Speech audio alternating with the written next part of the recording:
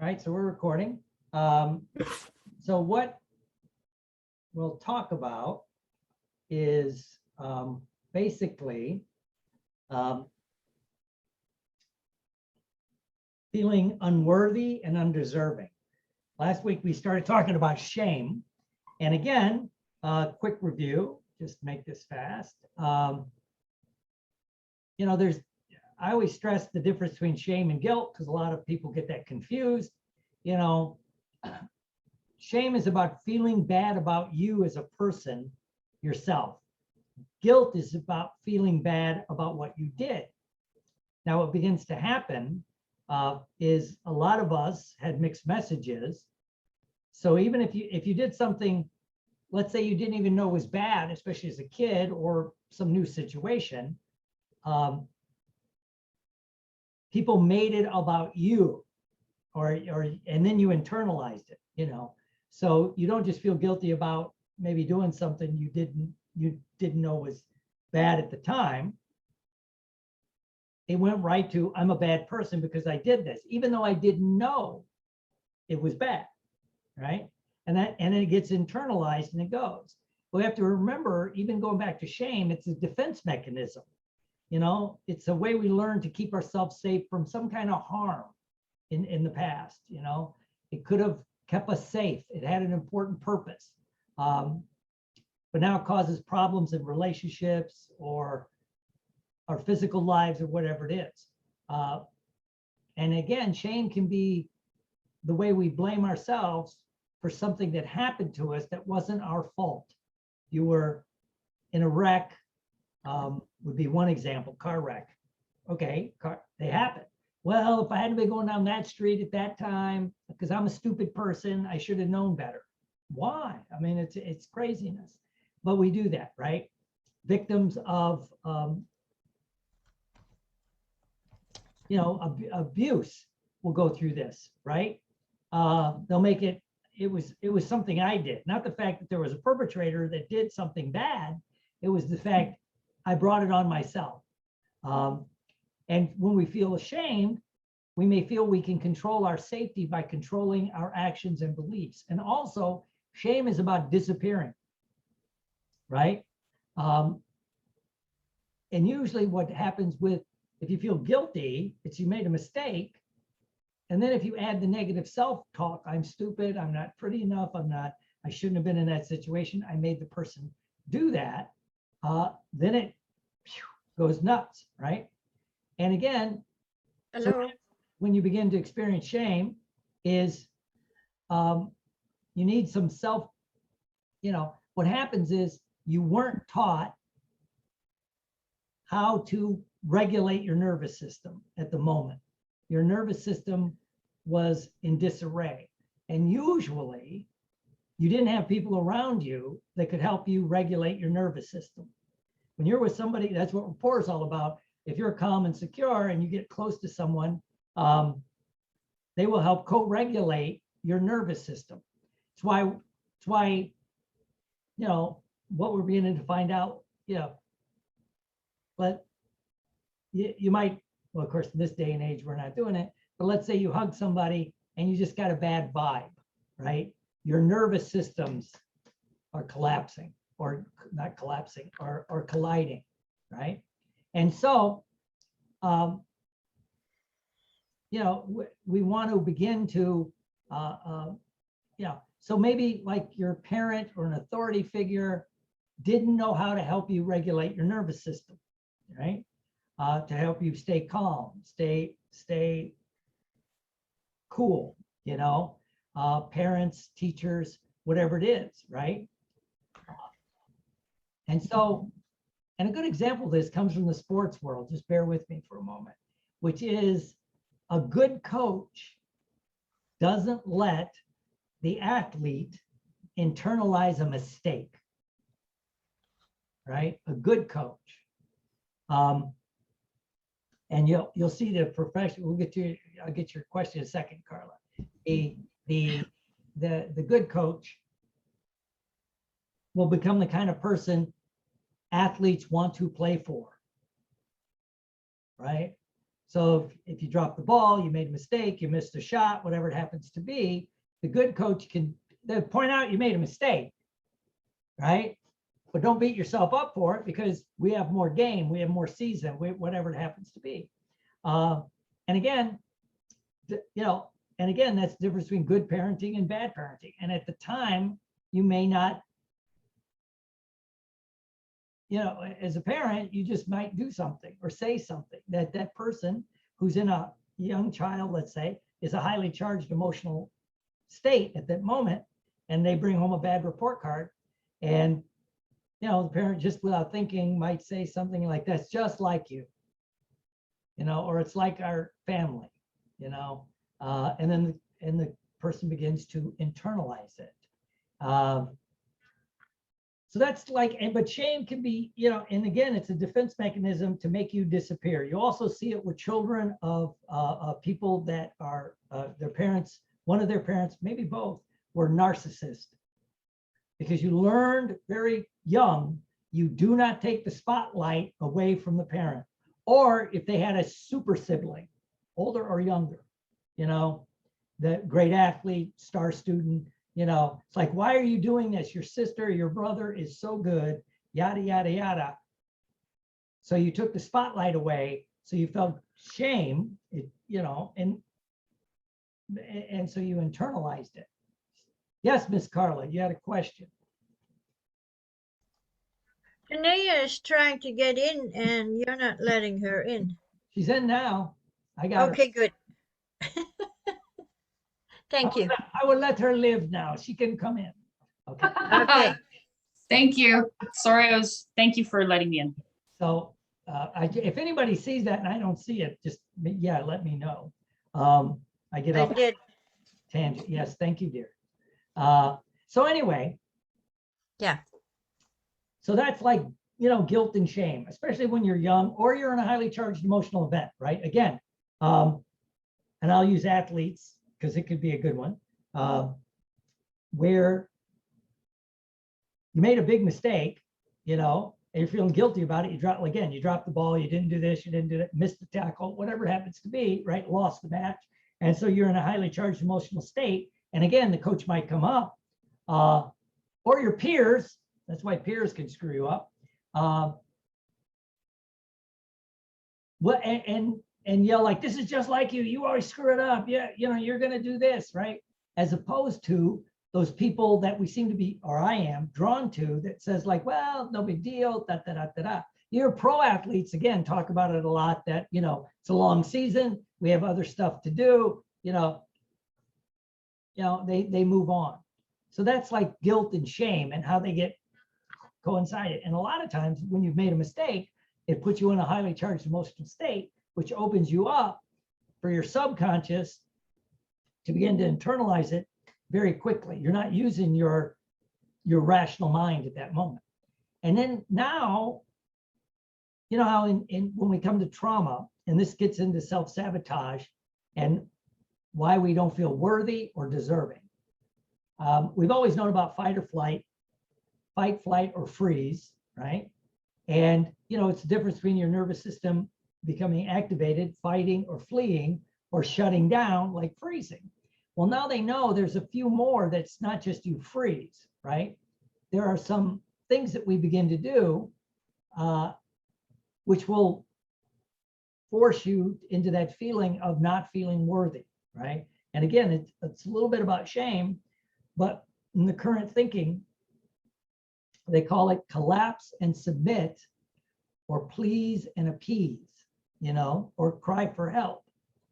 But especially like collapse and submit is a trauma response that's a defense mechanism of the last resort.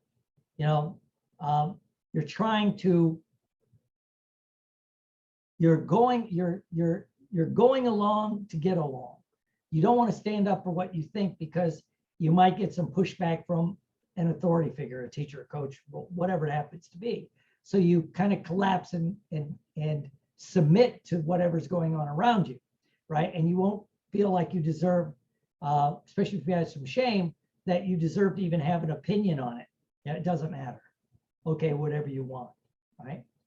And you'll also then step into what they call please and appease. You're trying to please whoever's around you, right? And appease them. It's the same effect. And what happens in a moment of trauma, whether it's and again, all trauma is personal, and it doesn't matter what the event is, it only matters how your nervous system coded that event, you know? And again, this adds to guilt and shame, because let's use like guys and girls that go to combat. You always get those few that like see horrific stuff and go through horrific stuff, but they don't internalize it into a traumatic effect, so they don't experience it. Other people may go through a lot less of that kind of situation, but their nervous system is encoding it as a traumatic thing, and they shut down, you know. And again, there's a continuum, because one of the problems we think about this is like for post-traumatic stress, you totally shut down, right? You totally get the 1,000-yard stare. You can't do this, right? But we're seeing it a lot going on in the world right now. Are we seeing some collapse, submit, please and appease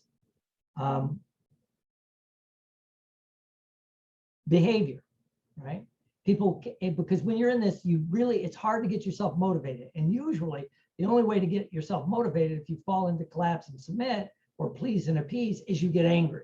If it's you, it's interesting, or someone you know, they're either laid back and chill, or they go right to rage, right? They bypass, just like, nope, that's not going to work for me. I don't want to do that right now. They go from chill to, how could you even ask me this? This is crazy, right? So they haven't learned that middle response where you're okay and just say, no, that's not going to work for me. I don't want to do that, whatever it is, right? And there's some key ways that collapse and submit or please and appease will show up in someone's behavior. Compliance, obedience. They'll simply go through the motions. It's like life on autopilot. And it kind of detaches them from bodily experiences. So their feelings, their true physical feelings, as much as their emotional feelings, no longer guide any of their actions, right? And it's like, you know, someone that's in a violent situation, domestic violence or in a violent situation, is not even aware of fear, which keeps them in, excuse me, in the situation, right? It also shuts down where you can't see markers. So you get out of this bad relationship and you can't see the markers in the person you're talking to, that like, this one won't be any better, right? It's going to be the same thing, right? Which can keep you in it. Also, there's a lot of thought that treatment-resistant depression, especially people get that if they have experienced chronic, almost inescapable stress, right? Like you're in a violent household, you're in a violent situation, you grew up in a violent neighborhood, right? There's no escape, right? So you'll see it with the depression doesn't end, right? So that's another thing we'll see with people. Another thing we'll see is interpersonal conflict. You know, you have trouble engaging with others, you know, at a true thing, because it's almost like you can't set socially appropriate boundaries and make socially appropriate relationships. Either you're all in or you're all out, right? So you jump from one to the other. Does that make sense? So you have interpersonal conflict, right? And you see that with people that, you know, one relationship after another, especially if they're like serial relationships where anyone's ever worked with people with in domestic violence, it's like the names have been changed, or the faces change and the names change, but the situation's the same, right? They just replace it, right? Because again, they jump all in and then it doesn't work. They jump out, but they're back a little bit into that where they don't have the mechanism engaged of, social awareness, where like, this person's been married 5 times. That should let me know this may not work out, ladies and gentlemen, or they served time for domestic violence in the past. That may not be the kind of person to jump into a relationship with, right? So you'll bypass that. And then of course it's going to get the interpersonal conflicts. The other one, and this is what we're really seeing right now, is social avoidance and the desire to isolate. Social avoidance and the desire to isolate. It basically, if you're in collapse and submit especially, but it can go into please and appease, it makes it difficult for someone to engage in daily activities, right? And then you'll justify it. You hear people like, they haven't, especially at the height of the pandemic, which we're still in, but it seems to be lightening up. People say, I haven't been out of the house in a year.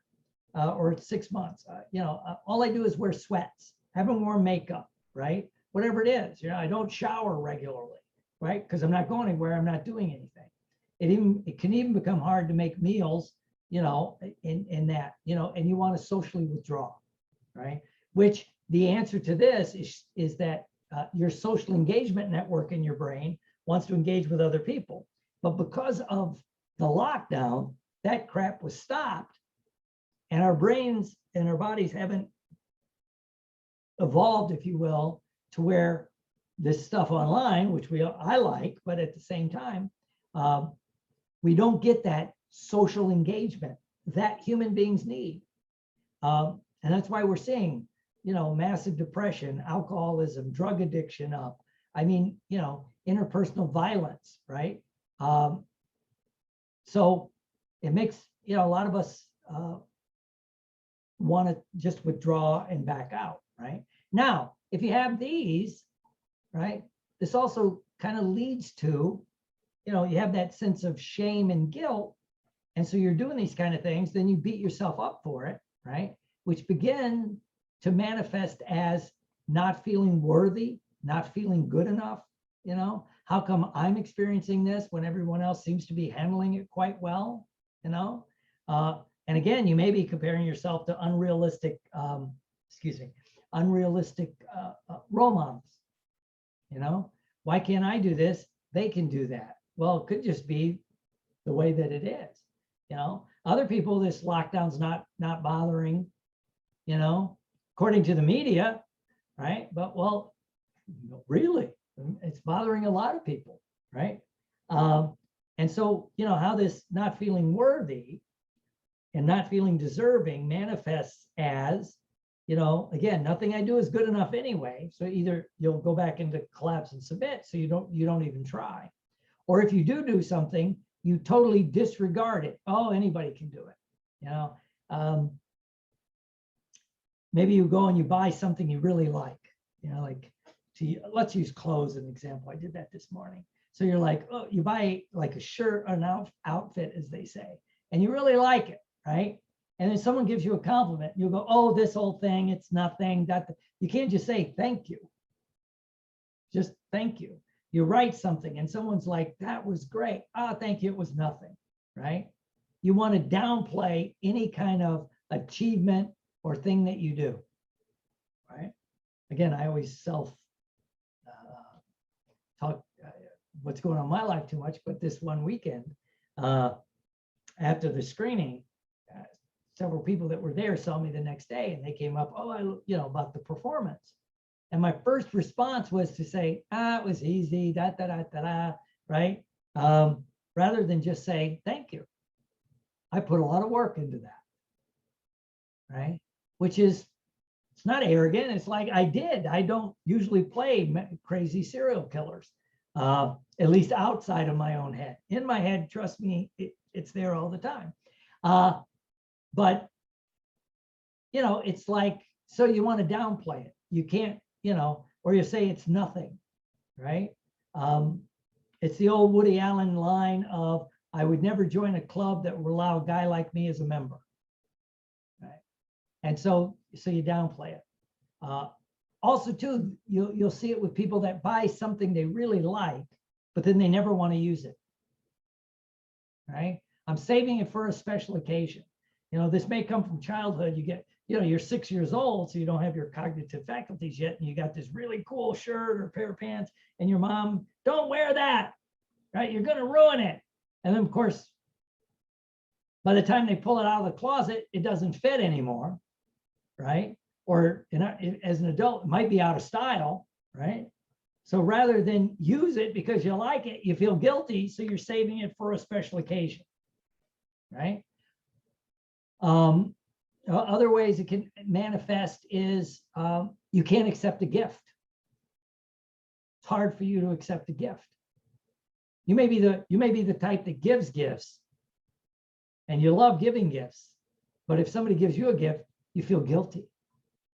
Like, oh, I didn't get you anything. Well, it's no big deal. It's like, I bought you this, or, you know, here, I got you this, I thought of you, and you feel guilty, right? Why? It's like, but we do. This is, you know, this is the kind of stuff that we do. So that's, you know, and the other way on the flip side, it can manifest from listening to a couple of people that are really into this is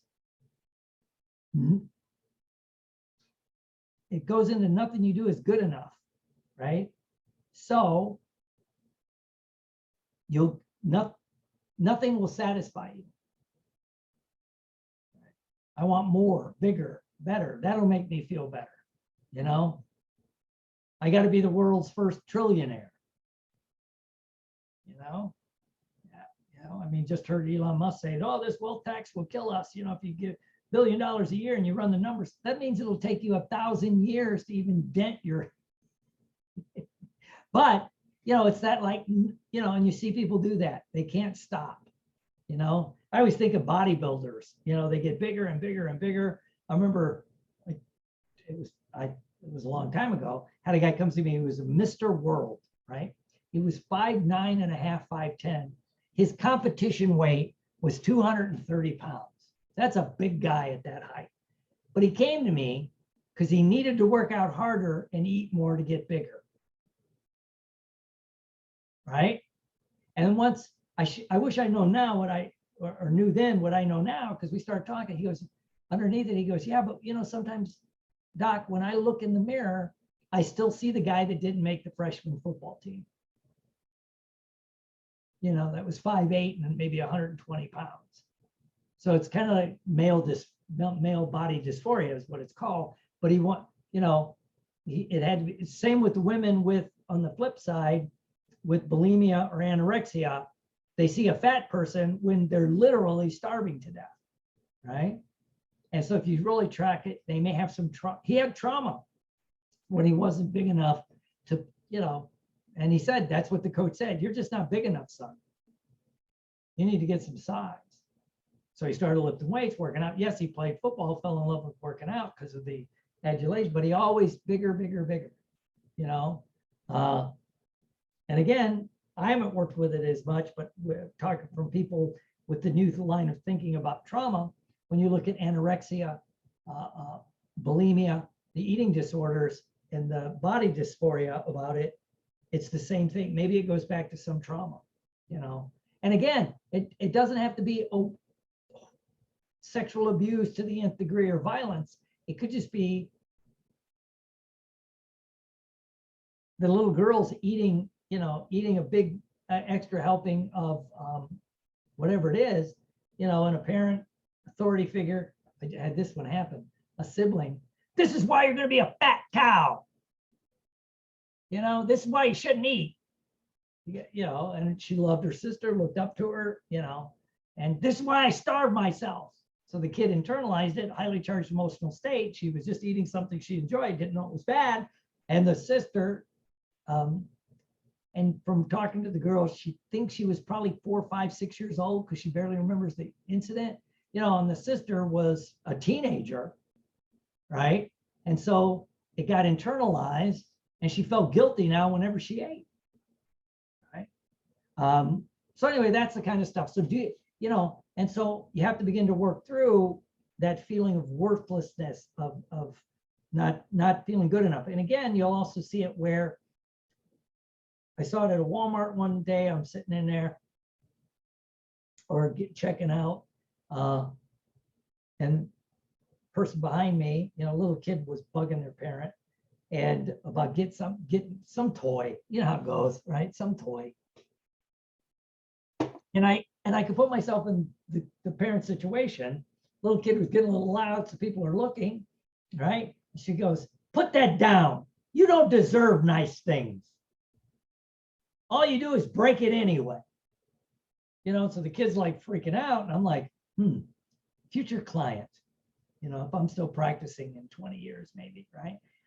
It sounds cold, but, you know, and I don't think the parent was trying to scar the kid for life.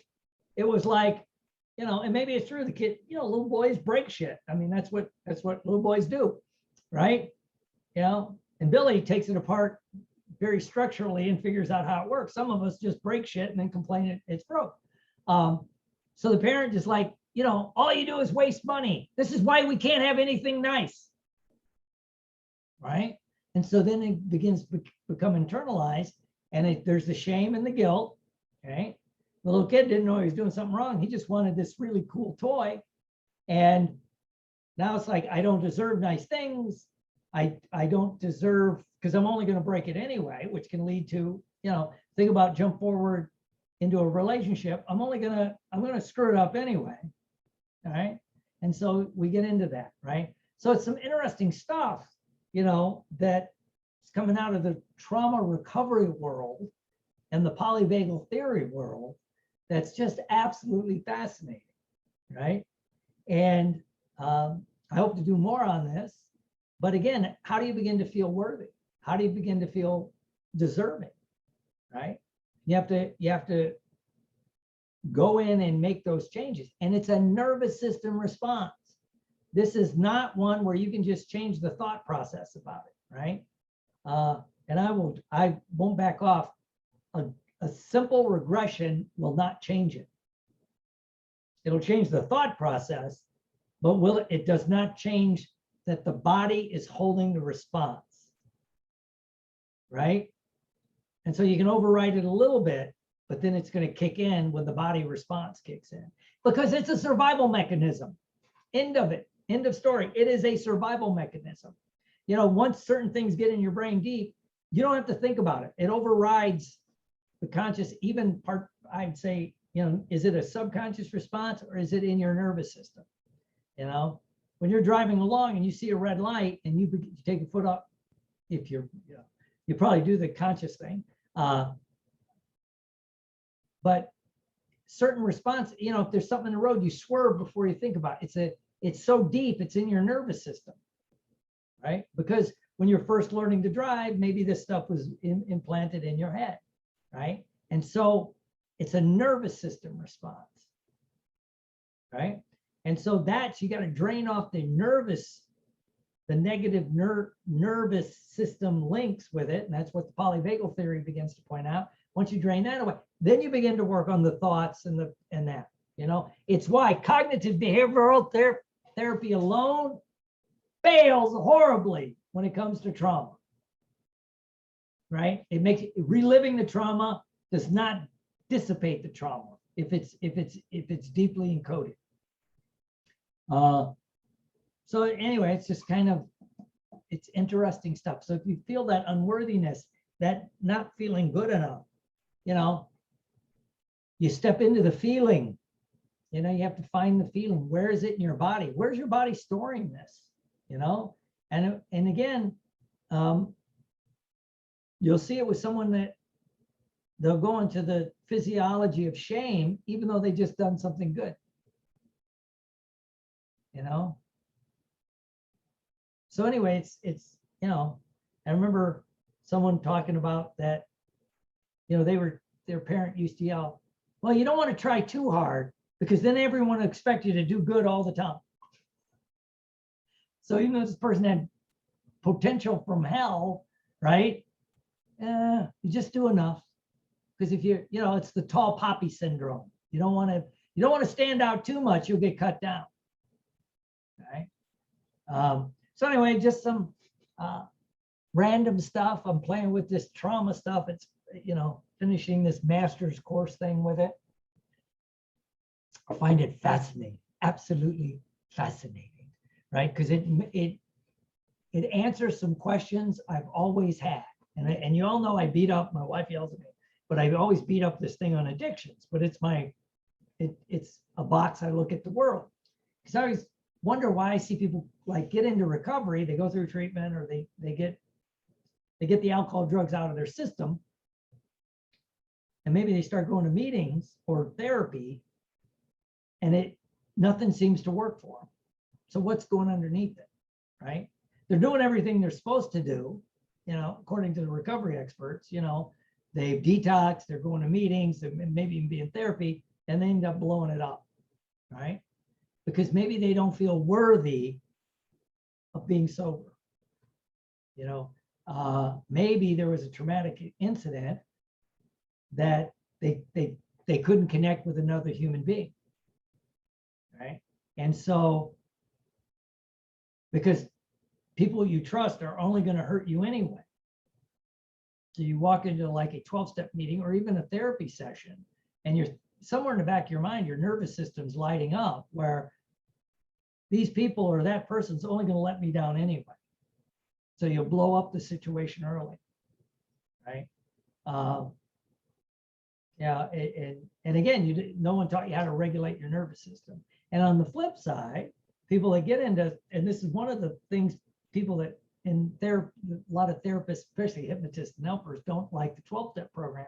What they don't understand, now looking at it from what I know, damn it, this is a place that they're teaching you how to regulate your nervous system without drugs or alcohol, right? No one else is going to do that. You could do a hypnosis session, get rid of the desire to drink, but if you're still going to the bar every day, eventually, if you hang around a barber shop long enough, eventually you end up getting a haircut or shaving your head like Billy, right? So, I mean, and that's because you weren't taught how to self-regulate, right? Your nervous system. And again, that's where addictions come from, because it does, I don't want to say necessarily calms your nervous system, but it served a purpose. Yeah, it tamps down usually the feelings, the fear, whatever it is they're going through. So I'm going to stop the recording and then we can talk.